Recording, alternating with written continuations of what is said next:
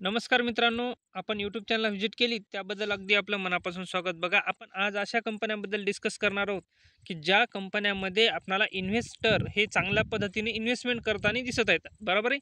अशा कंपन्या आपल्याला रिसर्च करायच्या आहे. कुठल्याही कंपनीमध्ये जर इन्व्हेस्टर कुठल्याही कंपनीमध्ये जर इन्व्हेस्टमेंट वाढवत असतील तर नक्कीच आपण पण समजू शकतो की त्या कंपनीमध्ये काहीतरी आपल्याला अपॉर्च्युनिटी मिस करायची नाही. आपल्याला काहीतरी त्याच्यामधून आपल्याला नक्कीच थोड्या फार कमी दिवसामध्ये आपल्याला रिटर्न चांगला मिळू शकतो, हे आपण समजू शकतो. बरोबर आहे. तर ज्या कंपन्यांमध्ये इन्व्हेस्टर आपल्याला होल्डिंग वाढवताना दिसत आहेत, तर अशा कंपनीवर आपल्याला सुद्धा लक्ष ठेवणं गरजेचं आहे. आपल्याला सुद्धा रिसर्च करणं गरजेचं आहे, जे की आपण सुद्धा त्या कंपन्यांमध्ये इन्व्हेस्टमेंट करू. आणि त्याहीपेक्षा पलीकडे जाऊन बघितलं तर त्या कंपन्याचे बिझनेस आणि कंपन्याची सेल आणि कंपन्याचा ग्रोथ आपल्याला सेलमध्ये आणि नेट प्रॉफिटमध्ये आपल्याला ग्रोथ दिसणे गरजेचे आहे. बरोबर आहे.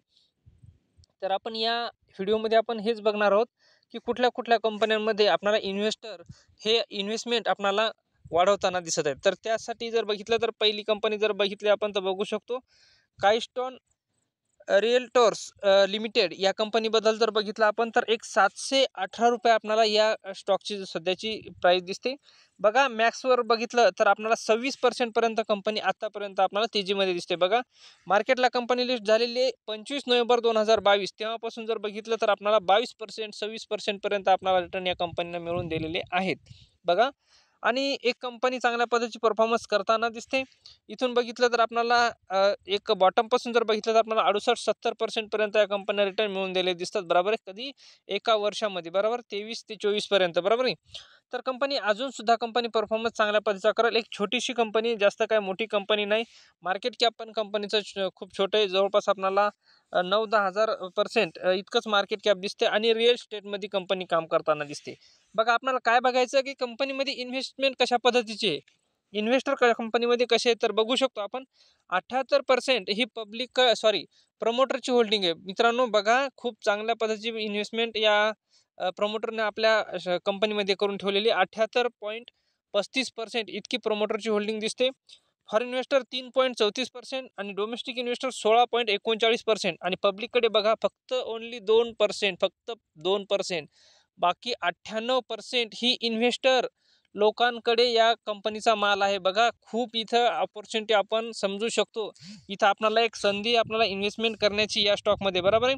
तर ही 78% जी कंपनीची प्रमोटरची होल्डिंग आहे, तर कंपनीला 3 वर्षामध्ये एक सेबीचा रूल असतो, 3 वर्षामध्ये कंपनीला 75% वर येणं गरजेचं असतं. म्हणजेच ही आज 78% आहे, तर ही आणखीन पुढे चालून कंपनी आपल्याला होल्डिंग कमी करताना दिसेल, जसं की आपल्याला 75% पर्यंत प्रमोटरची होल्डिंग येताना दिसेल. आणि प्रमोटर हे आपल्याला खालच्या लेवलला बाईंग करताना हे सेल करणार नाहीत. हे जेव्हा स्टॉक आपल्याला चांगल्या पद्धतीचा रिटर्न देईल तेव्हा हे कंपनी आपल्याला हे प्रमोटर होल्डिंग आपल्याला कमी होताना दिसेल. तर याच्यामध्ये थोडीशी अपॉर्च्युनिटी आहे. आजही सुद्धा आपण इन्व्हेस्टमेंट करू शकतो. खूप इन्व्हेस्टर लोकांनी या छोट्या कंपनीवर मध्ये इन्व्हेस्टमेंट केलेली. नक्कीच या कंपनीमध्ये काहीतरी आपल्याला घेण्यासारखं आहे. फार कमी दिवसामध्ये सुद्धा आपण शॉर्ट टर्मसाठी सुद्धा आपण याच्यामधून रिटर्न मिळवू शकतो. तर या स्टॉकवर आपण नजर ठेवू शकतो. लाँग टर्मसाठी चालण्यासाठी पण अतिउत्तम स्टॉक आहे आणि शॉर्ट टर्मसाठी पण आपण थोडंसं याच्यामधून बेनिफिट काढू शकतो. याच्यावर थोडीशी नजर असणं गरजेची वाटते. नेक्स्ट स्टॉकबद्दल जर बघितलं तर हॅपी फोर्जिंग लिमिटेड या कंपनीबद्दल आपण डिस्कस करूयात. एक ₹1270 ही आपल्याला या स्टॉकची प्राईस दिसते. एका महिन्याचा रिटर्न जर बघितला तर आपल्याला 0.81% पर्यंत दिसतो आणि 6 महिन्याचा जर विचार केला तर 29% पर्यंत आपल्याला रिटर्न दिसतो. मॅक्सचा जर विचार करूयात तर मॅक्झिमम कंपनी मार्केटला लिस्ट झाली तेव्हापासून 23% पर्यंत रिटर्न दिला आणि मार्केटला कंपनी याच वर्षामध्ये आलेली. बरोबर आहे. किती 29 डिसेंबर 2023 म्हणजे सोडून द्या 23-24 म्हणजे पूर्ण 1 वर्ष पण सुद्धा आणखीन या कंपनीला झालेलं नाही आणि एका वर्षाच्या आत या कंपनीने आपल्याला 23% पर्यंत रिटर्न दिलेला आहे आणि खूप चांगल्या पद्धतीने कंपनी परफॉर्मन्स करताना दिसते. बघा, आता या कंपनीचा आपण एक वेळेस पूर्ण फंडामेंटल चेक करून घेऊयात, कारण की या कंपनीला आपण फर्स्ट टाइम आपण रिसर्च करत आहोत. बरोबर, या कंपनीचा पहिलीच वेळेस आपण फंडामेंटल चेक करत आहोत. याच्या अगोदर या कंपनीचा आपण कधी रिसर्च केलेलं नाही. तर आपण या कंपनीचा आपण रिसर्च करूयात. सुरुवातीला बघू शकतो सर्व फंडामेंटल चेक केल्याच्यानंतर आपल्या लक्षात येते की कंपनी कशा पद्धतीने परफॉर्मन्स करताना दिसेल.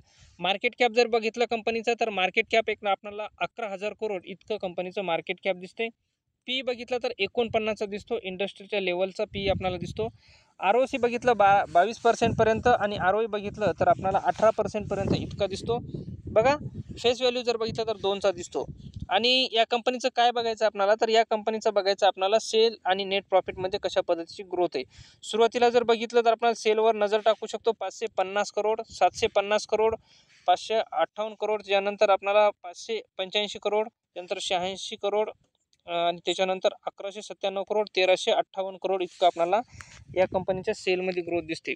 आणि नेट प्रॉफिटवर जर नजर टाकली तर 58 करोड, 95 करोड, 80 करोड, 86 करोड, 142 करोड, 209 करोड आणि 243 करोड इतकं या कंपनीचा सेलसुद्धा वाढताना दिसते. महत्त्वाचा पॉईंट काय आहे तर बॅलन्स शीटवर नजर टाकू शकतो आपण कंपनीवर कशा पद्धतीचं कर्ज दिसते. कर्जा विचार जर केला तर 143 करोड इतकं कंपनीवर कर्ज दिसते. आणि रिझर्वचा जर विचार केला तर रिझर्व आपल्याला 1594 करोड इतकं आपल्याला रिझर्वसुद्धा या कंपनीकडे दिसते. म्हणजे रिझर्वच्या तुलनेत जर विचार केला तर या कंपनीवर आपल्याला कर्ज फार कमी प्रमाणात दिसते. महत्त्वाचा पॉईंट आपल्याला याच्यामध्ये बघायचा आहे की कंपनीमध्ये इन्व्हेस्टमेंट कशा पद्धतीची आहे, बरोबर आहे. हा एक आपला महत्त्वाचा पॉईंट आहे. 78.60% इतकी प्रमोटरची होल्डिंग दिसते. फॉरेन इन्व्हेस्टर 2.24% आणि डोमेस्टिक इन्व्हेस्टर 16.69% आणि पब्लिककडे बघितलं तर फक्त बघा 2.47% इतकी दिसते.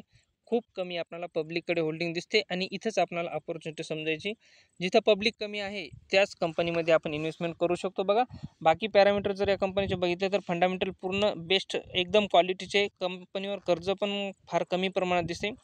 आणि महत्त्वाचा विशेष म्हणजे सांगायचं म्हणजे इन्व्हेस्टमेंट खूप चांगल्या पद्धतीने 98%च्या आसपास आपल्याला इन्व्हेस्टरनी आपल्याला या कंपनीमध्ये इन्व्हेस्टमेंट केलेली दिसते. म्हणजे खूप चांगल्या पद्धतीचा स्टॉक आपल्याला हा दिसतो. तर या कंपनीमध्ये आपण रिसर्च केल्याच्यानंतर आपल्या लक्षात आलेलं आहे की कंपनी चांगल्या पद्धतीची आहे. परफॉर्मन्स पण चांगल्या पद्धतीनं कंपनी करताना दिसते. आणि ही कंपनी अजूनसुद्धा रिटर्न देऊ शकते, कारण की बघा सुरुवातीलाच या कंपन्यांना कशा पद्धतीने जंप घेताना दिसते.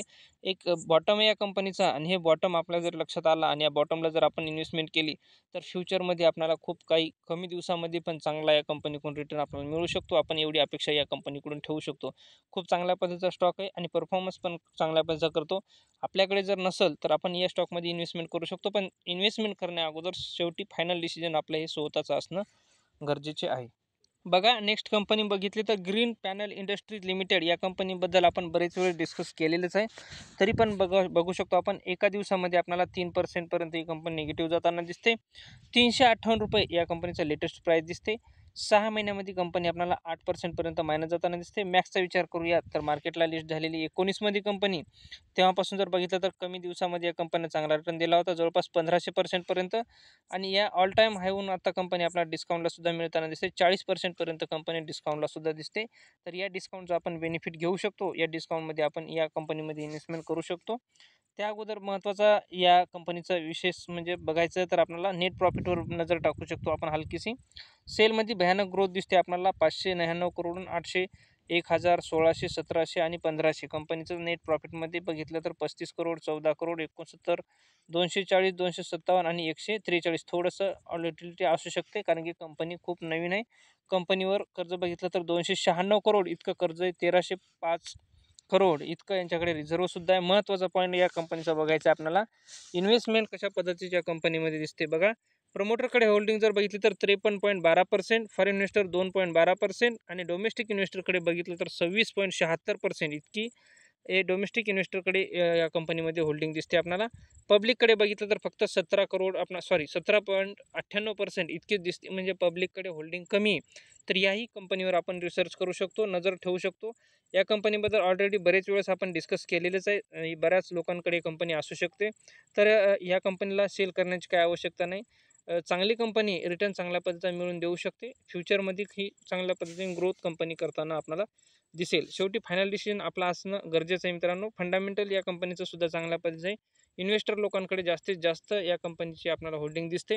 पब्लिककडे खूप कमी आहे. तर आपण इन्व्हेस्टमेंट करू शकतो आणि आपल्याला ऑलरेडी कंपनी आपल्याला 40%ला डिस्काउंटला कंपनी मिळताना दिसते. कुठलीही चांगली कंपनी जर डिस्काउंटला असेल तर त्या संधीचं आपण सोनं करून घेतलं पाहिजेत.